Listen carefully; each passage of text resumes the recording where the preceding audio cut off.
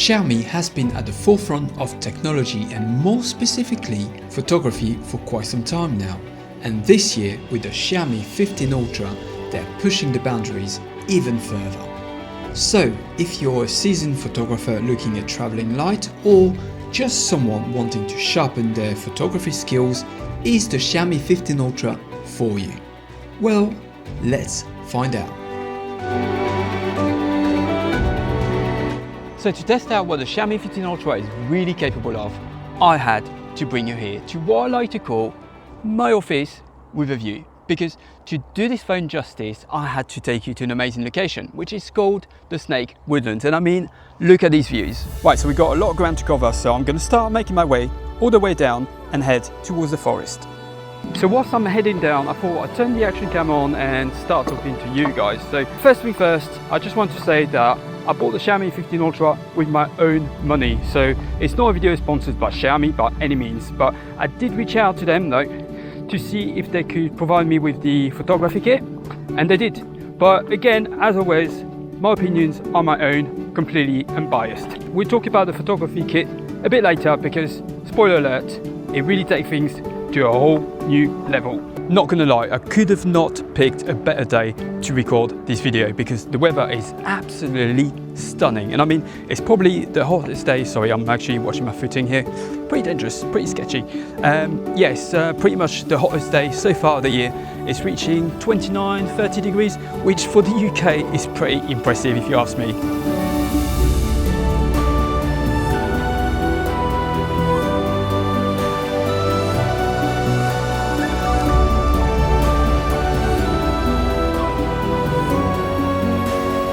So as you probably already know, Xiaomi has been collaborating with Leica for quite a few years at this point, and with every new device they keep improving things a little bit further, like better optics, better lens coating, better processing. So naturally, let's start with what most people will be using, which is the good old automatic JPG mode. And so you can get a good idea of what the shots look like straight out camera, I won't be editing those. Right, let's see if we can find anything interesting to shoot down there. So it's a bit steep, to be honest, but I should be making for some interesting footage if I fall over. At least you'll have a good laugh. So the ultra wide this year is a brand new sensor, and for the most part, especially during daylight, it gives us some really nice and sharp details all around. So I'm now in the camera app and shooting in automatic JPEG, and what a lot of people tend to forget nowadays is that you can still use the ultra wide as kind of not a macro, but you can get really close to your subject. So what I'm trying to do here is I've got this fern here and I'm trying to get as close as possible to capture all the detail, and also to be able, because it's not a very shallow depth of field, to also capture the bit of background. So we've got the river and the rocks and the scenery. So I'm going to try to get as close as I can. Obviously it's a bit windy, but let's see what we can get.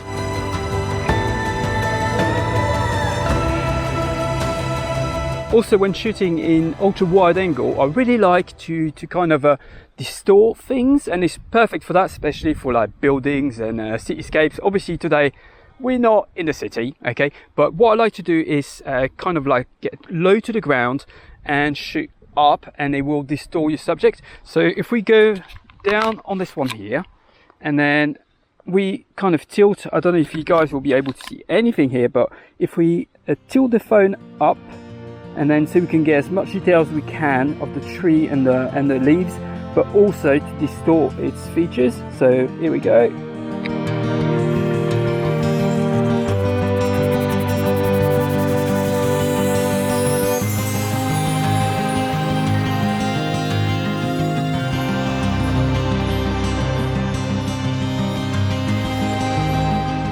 Now the wide angle lens, the one that we all love, the 1-inch type sensor, which is exactly the same as the one that we had in the Xiaomi 14 Ultra, minus the variable aperture though. But I mean, I love this sensor, and I'll say it right, every single phone in 2025 should have this 1-inch sensor. It's absolutely stunning, and you can just deal with daylight, low light, you can throw anything at it and you still get absolutely stunning results.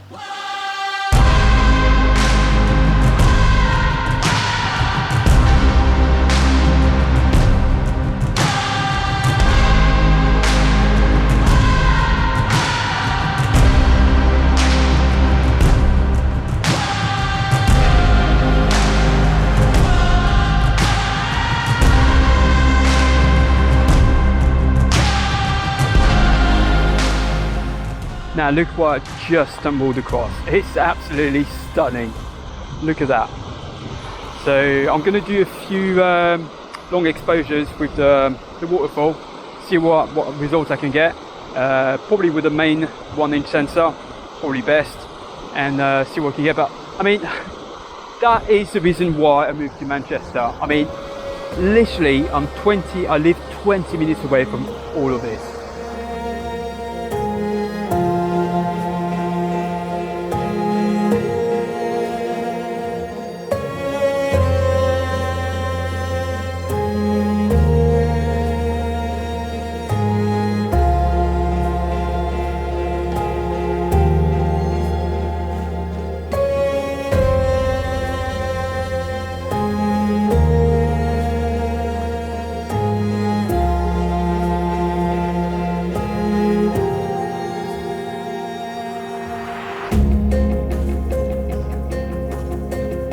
Now the 3x telephoto is a bit of my favourite. I tend to use it a lot, like I said previously, especially when I do street photography.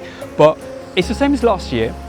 If anything, it's a little bit tighter than it was on the Xiaomi 14 Ultra, but nothing drastic, to be honest.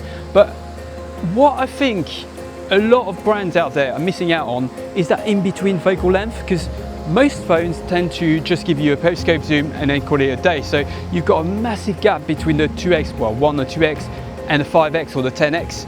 And I think it's just, it's a bit of a shame, because this 3x relies entirely on a regular lens. It's not a periscope module, so you can actually get some proper bokeh, round bokeh balls that you don't get with a periscope module.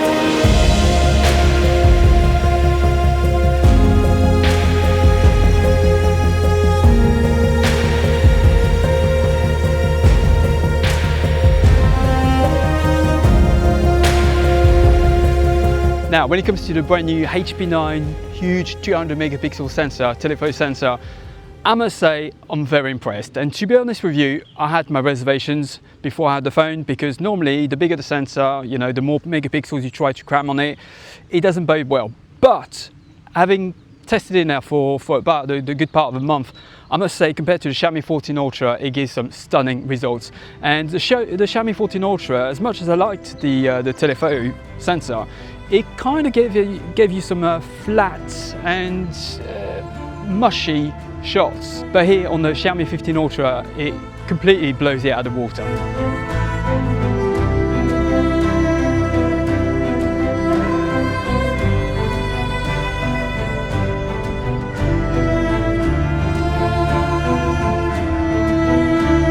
Now, there's something that you guys probably have been waiting for me to talk about, and that is the portrait mode on the Xiaomi 15 Ultra. And to be honest with you, it's not something that I use very often. And actually, if anything, I don't. Well, hello, that's a bit of a funky breach. Yeah, it's not something that I actually use at all, to be honest. I prefer to rely on the good old real bokeh and depth of field of the main lens and the 3x. I mean, if you want to see what this phone gives you in terms of portrait mode, then I highly encourage you to go and watch Germain's channel. So it's through Germain's lens. It makes some awesome content, and I'm pretty sure he did cover the portrait mode. So highly encourage you to go and watch his channel, and you'll see what the 15 Ultra can do in terms of portrait. You know what, I wish I was recording this a second ago. I don't know if you can see that big indent there, but I got stuck in there, and I'm covered in mud. I mean, my shoes are. That's the dangers of the job, guys. Dedication for you. I made a right mess out of myself, literally. That's going to be fun going back in the car. I don't know if you guys can see, but seriously, I didn't plan on that at all. Oh well, it is what it is. Now, when it comes to macro, if you like your macro mode like I do, then the Xiaomi 15 Ultra is great, just like it was on the 14 Ultra. Because the 3x telephoto lens that we talked about earlier has got a floating lens element, so that means that you can get really close to your subject, and you can also properly focus on your subject as well. Unlike the, let's say, I don't know, the Xperia 1 Mark 6, 1 Mark 7, where you have to manually focus the closer you get to your subject. So before I head back to the car, I'm just going to try to find a few, I don't know, interesting things to shoot in macro and see the results that we can get. So I don't know if that's going to come out alright on the camera, probably not because it's tiny, but there's a little bug, a little insect there. So I'm going to switch now to super macro mode. There we are, we're in super macro mode, but I mean you can do it on the regular 3x, it's just a different mode. But see what we can get.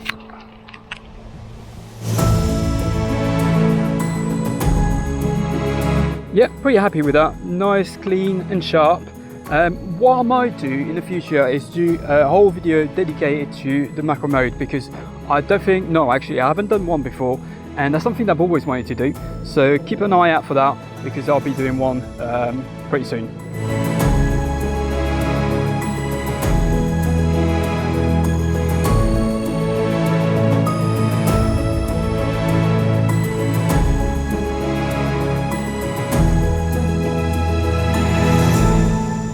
Also, a couple of tips for your macro shots. What you can do if you want to get closer to your subject still, what you can do is switch to the Pro mode, which we'll cover later. But then you switch to Pro mode, switch the 50 megapixel mode rather than a 12.5, and fair enough it's in JPEG, but then what you can do is zoom in even further on your subject, and then technically you can get 2x on that. So you can get from your telephoto, your 3x telephoto, you end up with a 6x in macro, which is pretty insane. And second tip, again in Pro mode, if you want to make sure that you nail the focus on your subject, I don't know if your little bug or little flower keeps moving, is that you go to your focus, you manual focus, and then you lock the focus to the smallest number, and then all you have to do is move your phone closer or further away from the subject, and at least you can nail that focus. And now let's move on to the main meat of this video, the manual or Pro mode on the Xiaomi 15 Ultra. If you've watched any of my videos in the past, you'll know that mainly, I always shoot in RAW and manual mode. And the reason for that is because recently, actually, I've seen so many people criticizing automatic modes on the latest phones. Oh, it's too dark, it's too bright, it's not sharp enough. And you've only got yourself to blame. Automatic is just that. It's a computer, a chipset, trying to work out what is ideal, but unfortunately it doesn't work like that. 6 times out of 10, or maybe 7 times out of 10, you'll get it right, but it won't capture the soul and the essence of the shot that you initially wanted to take. And that's just normal. It's just you have to switch to manual to really dial in all the settings. God, I don't know where I'm going. But let's go that way, maybe that's probably easier. So yeah, you just have to dial in the settings yourself in manual mode to make sure that you get the shot that you had in your mind at the time. I'm out of breath. Last leg now. I'm just going to get up that hill, back to the car to take you to the next location. Well, I'll probably stop home on the way back though, because I need to get changed, because I'm filth, completely filth. But anyway, I'll take you to the next location, which hopefully we get a nice sunset. It's just to show you that switching to manual will allow you to get the proper results that you wouldn't be able to get in automatic. And just like that, after a quick outfit change, we're back on the second location. Now, I don't know if you guys can tell, let me show you, but I've burnt really badly. Look, I'm literally dual color, red and white.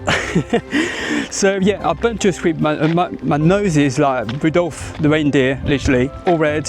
So if that doesn't deserve a like and subscribe, I just don't know what does. Anyway, like I said, we're now on the second location, and I don't know if you guys can see, but it's a bit of a steep hill. And once we get to the top, we should get some absolutely stunning views of the whole of Manchester.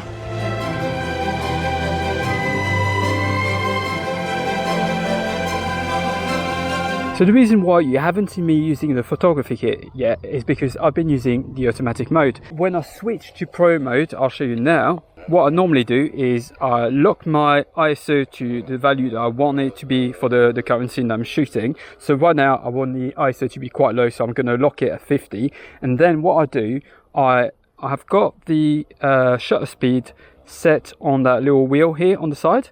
So all I've got to do, and I don't know if you guys can see on my screen now, but you can see the zebras on the screen which tell me I'm overexposed. So I literally change the shutter speed on the go like this with the little wheel. So now let's take the photo here.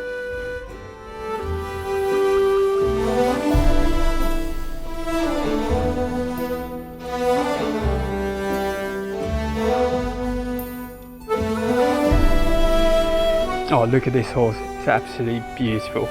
Let's see if we can get a couple shots from it. Let's see if it'll pose for me. One thing that Xiaomi doesn't get a lot of credit for is the new photo app. Compared to the Xiaomi 14 Ultra, they've really tidied everything up and made it more kind of trendy and current, if you like. It's more in line with what you'd find on a Leica camera sort of thing, with the same font. No, I really like it, and it's a lot more tidy as well, and you can find everything much more easier than you could before. Now, if you're asking yourself the question, is the Xiaomi 15 Ultra any good with video?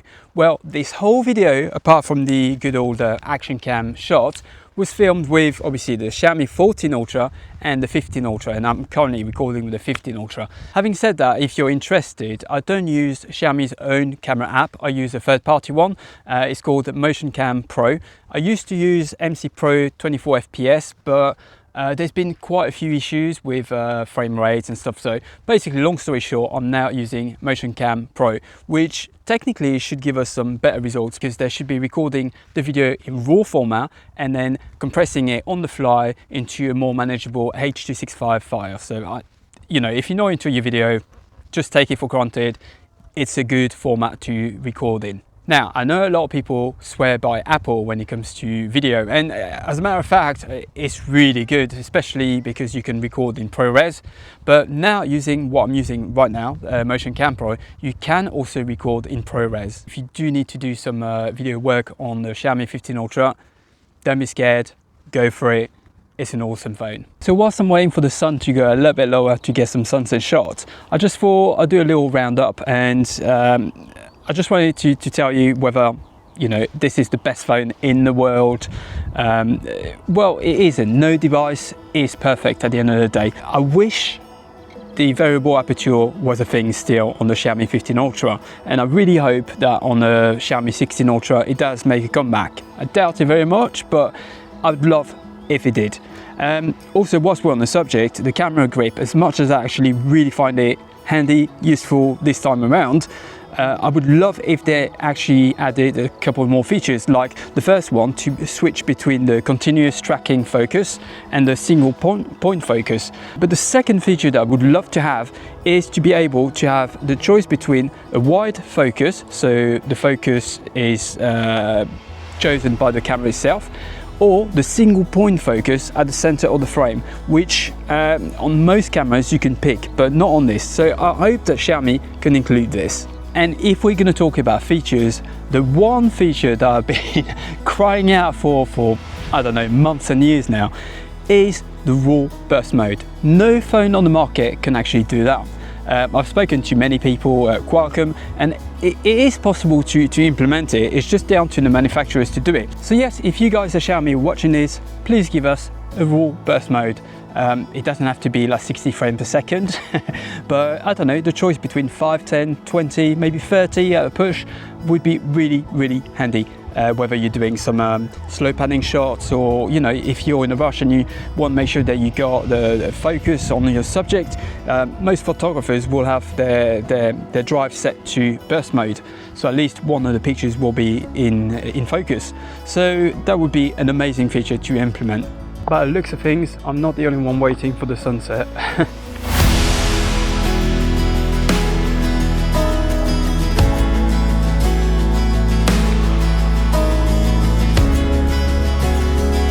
Well, ladies and gents, summer is officially here, and it's been an absolutely stunning day today, and I mean, my arms and nose live to tell the story. So but I'm just really excited to go out there and to make more content with the 15 Ultra. Like I said, I've had it for about a month now, and I absolutely love it. I know I was on the fence about getting it before because of the variable aperture, but what the 15 Ultra brings to the table outweighs, you know, the cons. So if anyone asks me, is it worth getting the 15 Ultra, 100% yes, it does everything the 14 Ultra does and more. So the wind's picked up a little bit, so I'm not too sure whether you can hear me properly or not, but what an awesome sunset that was.